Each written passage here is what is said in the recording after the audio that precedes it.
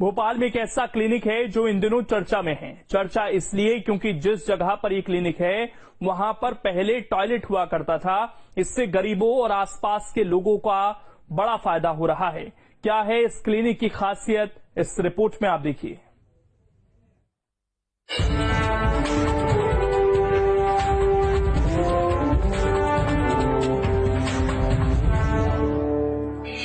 भोपाल में है एक अनोखा क्लिनिक, गरीबों को मिल रही है संजीवनी।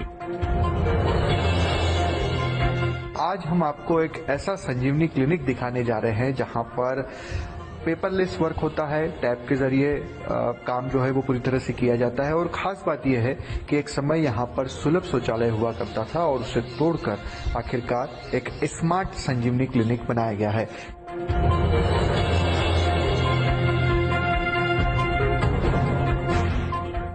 भोपाल के रोशनपुरा इलाके में चल रहे इस क्लिनिक की चर्चा प्रदेश की नहीं बल्कि देश में भी हो रही है।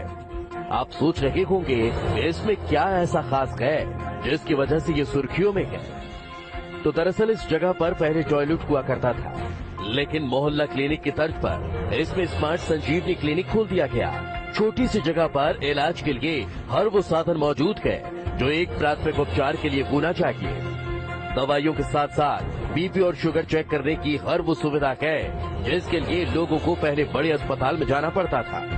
इस क्लिनिक की सबसे खास बात यह है कि ये पूरी तरह से पेपरलेस है। कागज का बिल्कुल इस्तेमाल नहीं होता, यानी यहाँ सेहत के साथ साथ पर्यावरण का भी पूरा ख्याल रखा जा रहा है। न पर्ची की जरूरत पड़ती है और न ही किसी कागजी खानापूर्ति की आवश्यकता। हर काम टैब से होता है, जिसमें दवाई लिखने के साथ साथ मरीज की पूरी जानकारी भी रहती है।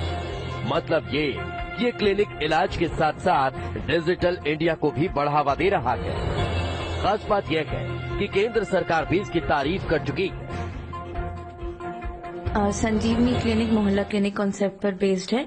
ये 3 टैब मॉडल पे चलता है। जैसे ही कोई पेशेंट हमारे यहाँ आता है तो बाहर बैठा एक स्टाफ उसका पंजीयन करता है। पंजीयन में उसकी सारी डिटेल्स, जिसको हम डेमोग्राफिक डिटेल्स बोलते हैं, वो सारी नोट की जाती है। साथ साथ उसका general examination, BP, pulse, SpO2 इत्यादि नोट किया जाता है।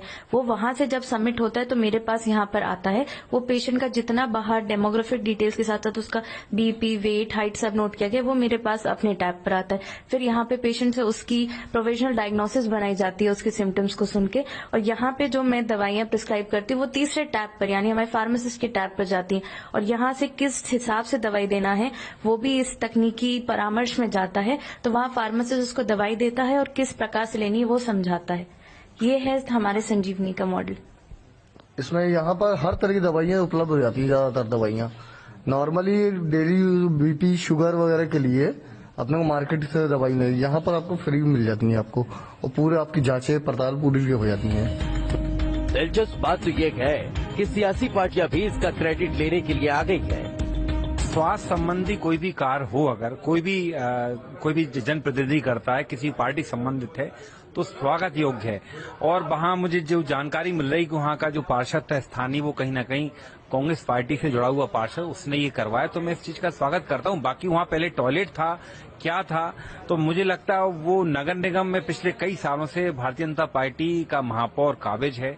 और अगर आप देखें नगरीय प्रशासन मंत्री हो या मध्य प्रदेश में सरकार, वो भी भाजपा की है। तो ये सारी चीजें उनको देखना चाहिए कि वहाँ क्या उपयोग थे क्या नहीं। लेकिन हाँ, फिर भी मैं कहूंगा अगर कोई स्मार्ट क्लिनिक या कोई इस तरह का संजीवनी क्लिनिक खोला गया है जनता के लिए तो ठीक है, होना चाहिए। भारतीय जनता पार्टी का पूरा प्रयास है कि समय के साथ साथ में जो टेक्नोलॉजी आ रही है उस डेवलप टेक्नोलॉजी का जो लाभ है वो आम जनता उठा सके। और उसी का उदाहरण के रूप में आप देखेंगे कि सरकार जो है, चाहे संजीवनी क्लिनिक हो, चाहे रेलवे स्टेशन हो, विभिन्न प्रकार के इंफ्रास्ट्रक्चर को आज के आयामों के हिसाब से बनाने का प्रयास कर रही है। सियासत से इतर बात करें इसकी बुनियाद की तो 2020 में इस क्लिनिक को शुरू किया गया था। बिल्डिंग नहीं मिलने की वजह से स्थानीय जनप्रतिनिधियों ने मिलकर टॉयलेट को दुरुस्त किया और फिर इसमें संजीवनी क्लिनिक खोल दिया। शुरू में मरीज यहां आने से कतराते थे, लेकिन अब महीने में 1,500 से 2,000 मरीज आने लगे। पहले यहां डॉक्टर भी नहीं आना चाहते थे, पोस्टिंग के बाद भी वो आने से कतराते थे। लेकिन जैसे जैसे इनकी चर्चा बढ़ी, डॉक्टरों ने भी दिलचस्पी लेना शुरू कर दी। ये संजीवनी क्लिनिक इस इलाके के लिए वरदान साबित हो रहा है।